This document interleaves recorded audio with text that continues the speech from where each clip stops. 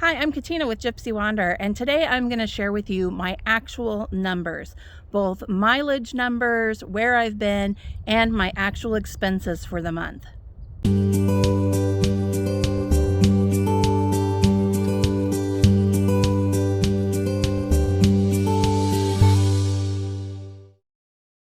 I've been back on the road since April 26th. After tax season, I left Lincoln, Nebraska and hit the road. And so I'm going to share with you some actual numbers. I'm going to share with you just that short piece in April and then also the entire month of May, where I've been, how many miles I've driven, how many cities I've been to. And then I'm going to talk about my budget. And holy cow, let me tell you, it was not what I expected and not what I plan for the future. Like I said, I left April 26th, so I only had 5 days in April, and I covered in those 5 days 890 miles, and that was through Nebraska, Kansas, and Colorado. For the month of May, I have driven a total of 1,767 miles, and Google tracked that was 116 hours and 19 minutes of driving, which is kind of unusual because I calculated what that would be driving per hour, and it calculated that I would be driving just over 15 miles per hour for it to take that long to drive that many miles. But of course there were stops and starts. There were times where I was driving slow, maybe through national parks and that kind of thing. So I thought it was interesting. So 116 hours, and to put that into perspective, there are 744 hours in 31 days. So I spent 15.5% of my total time driving, which was surprising to me, but I thought was good. So the states that I covered during that time, I was realistically in 4 different states, technically more. I was in Colorado, Utah, Idaho, and Oregon. So why I'm saying that technically it was more than the 4 states is because I went to the 4 corners. And so the 4 corners is Colorado, Utah, Arizona, and New Mexico. So I was really in 6 states, but I don't count Arizona and New Mexico because I stepped a foot in, but really didn't do anything there yet. So I was also in 16 different cities through the month of May, and I didn't count a city unless I could tell you what I did there. So I spent some amount of time there and did something there. So if I was just stopping to get gas, that doesn't count. If I was just passing through, headed to another city, that doesn't count. So a total of 16 different cities. Some of the highlights from those 1,767 miles include 4 national parks. So take a look here at just a brief overview of the highlights. I went to the center of the contiguous United States. I visited Great Sand Dunes National Park, Mesa Verde National Park. I found some really great camping spots. This is one of them. I visited Arches National Park and Canyonlands National Park. Tons of different waterfalls. I kayaked to Blue Heart Springs, which was absolutely amazing. I visited my uncle in Idaho. I drove through Leslie Gulch. I spent some time in Bend, Oregon. I went to Smith Rock State Park and Sisters, Oregon.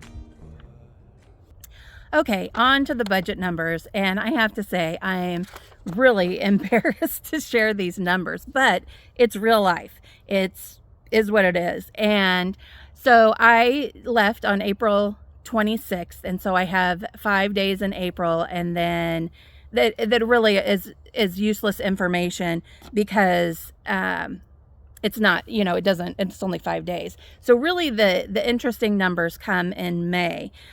My goal, or what I want to try to stay around for budget, is about $1,000 a month. And I know I can do that, but I blew it out of the water for the month of May. Now, when you start van life, that first few months is really tough to budget. Now, I'm not new to van life, but I did spend tax season with my family in Nebraska. And so I had kind of that break there. And so then it felt like I was trying to reacclimate myself after tax season. And that's where I think I ran into trouble. My food was the biggest thing, and eating out, as you'll see. Since I have left, so this is April 26th through May 31st, I've spent a total of $2,091. I cringe when I say that. This would be great if I was gone for all of April and all of May. $2,091 would be great, but that is for 36 days. And so I have got to get control of that.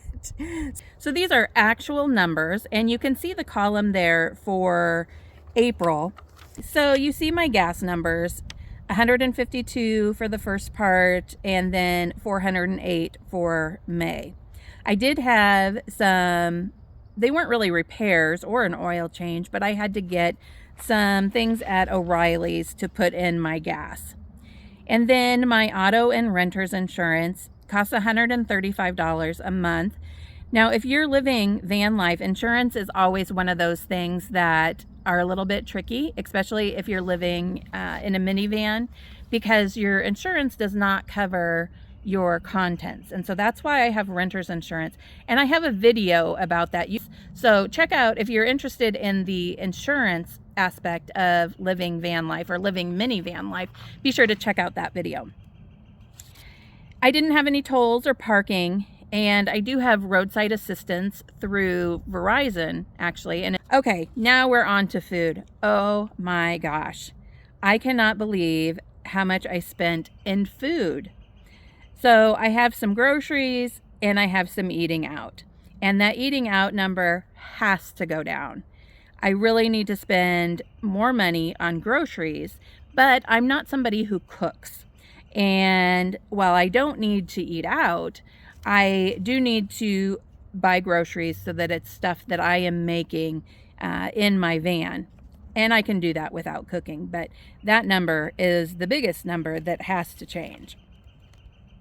Campsites, I did stay at a couple of campsites that I paid for, and I do have a hotel there for $99.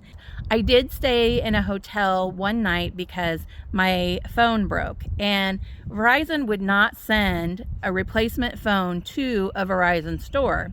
So I needed an address, and I was in Durango, Colorado, didn't know anybody there. I decided to stay in a hotel that night, which was good because I was having a lot of altitude sickness, and so it ended up working well. Got my phone, everything's back to normal. So that is why I had a hotel expense. Normally I wouldn't. I do sometimes stay in hotels if I'm not feeling well or if I just need some downtime. I will maybe take a night and find an inexpensive hotel and stay. But that is why I had that hotel expense. I haven't spent anything on showers or laundry. I was at my uncle's in Idaho, and so I was able to do laundry there. Fun fact, I was on the road for 3 weeks, a little over 3 weeks, and I didn't need to do laundry yet. I could have waited a couple more weeks to do laundry. That tells you how many clothes I still have. And I have downsized so many times. Clothing is the biggest issue for me. I have a video on downsizing if that's something that you're struggling with. Clothing, though, I can get rid of everything else all day long. Clothing is the hardest thing for me to get rid of, and not because I am big into fashion or anything. I tend to wear, shorts and a t-shirt, or yoga pants and a t-shirt, whatever. But you have the different weather, and then I have things that are still in very good condition that I still wear, and so I've had a hard time getting rid of it. I shouldn't, though. I should just. So anyhow, my point is, I have way too many clothes. Phone and Wi-Fi, $136 for my phone plan, and I have a Verizon Jetpack that's how I get internet. That is both of those expenses together. And then Henry, I bought a dog dish for. And this is the best dog dish that I have ever found, and I highly recommend it. I'll even put a link to it down below. And I have not had any water spill out of it, and I have been on some rough roads, and I can watch it slosh back and forth, but it has never spilled. Okay, miscellaneous, $111. I want to keep track of that better. I want to not say miscellaneous, but I had some Walmart expenses or some Dollar General expenses that were miscellaneous. But I know some of that was groceries, and some of it was things for the van. So I want to do a better job going forward of keeping track of those miscellaneous expenses so that it's just not lumped together. Medical and dental, I did have a $95 charge. When I was in Colorado, I had such bad altitude sickness, and I didn't realize, but a toothache can be caused from your sinuses. I took an x-ray, and actually the root of that tooth was in the very bottom of my sinus. So that's why I was having a toothache. But I'm glad I spent the $95 just for reassurance that everything was okay. Okay, the next category, I did buy a national park pass, and I did that when I got to Great Sand Dunes National Park, and it is already paid for itself. So a national park pass is $80, and it will get you into all of the national parks. It will give you a discount on camping within a national park, and there are some other state parks that will accept a national park pass. So $80, and that's good for an entire year, and it typically costs $30 to get in to most of the national parks. So I've already been to 4, and so it has already paid for itself. So that is something that's been a great benefit. I rented a kayak when I went to Blue Heart Springs, and so that's a $22 charge. And then admission fees, I had one that was $8, one that was $2, and one that was $5.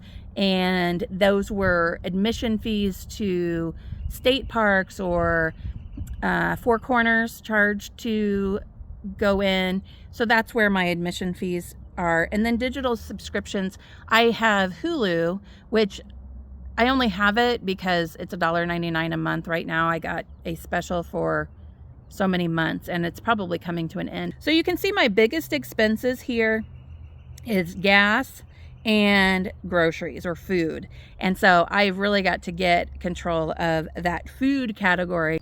In this area, a lot of the McDonald's have brought back the bagel breakfast sandwiches. And I don't know about you, but I love the bagel breakfast sandwiches. But those are my 2 biggest expenses. And if I can get control of my food, I think I will stay at that $1,000 a month. So if you liked getting these numbers, I'm going to be sharing these numbers on a monthly basis. Each month, I am going to recap where I've been, how many miles I've gone, and my actual budget numbers. So even if they're bad, even if they're way off what I plan for, I'm still going to share them. But I'm not going to share them on YouTube. The only way you can get these numbers is you will get an email from me if you are on my newsletter list. And so if you sign up, you'll get an email from me each month that has all of these statistics. So there's lots of changes coming for Gypsy Wander coming soon. One of them is a new and improved newsletter, which is going to include exclusive content that you will only get if you're part of my newsletter. And I'll see you in the next video. Until then, stay wild and stay free.